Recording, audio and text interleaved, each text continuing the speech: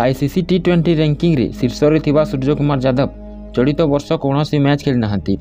December जनवरी रे team India दक्षिण Africa गस्तरे थिला, जेउठारे भारत को मध्य 3 मैच विशिष्ट टी20 अंतर्जातीय सीरीज खेलिबाकू पड़िथिला। 3 मैच विशिष्ट टी20 अंतर्जातीय सीरीज रे सूर्यकुमार यादव भल प्रदर्शन करथिले एवं मैन ऑफ द सीरीज मध्य मनोनीत होइथिले, किंतु एहा परे गोड़ एवं गला आघात रे तांकू अस्त्रोपचार करबाकू पड़िथिला। आशा करा जाउथिला जे Suryakumar Yadav Indian Premier League 2024 सहित पड़िया को फेरिबे, किंतु वर्तमान समय रे एहा घटू नाही। मुंबई इंडियंस पाई खेलुवा सूर्यकुमार यादव उपलब्धता संपर्क में दलर मुख्य प्रशिक्षक मार्च बचर कहिसंती जे Mumbai Indians cricket board of India medical team सहित वर्तमान निया जाय नाही।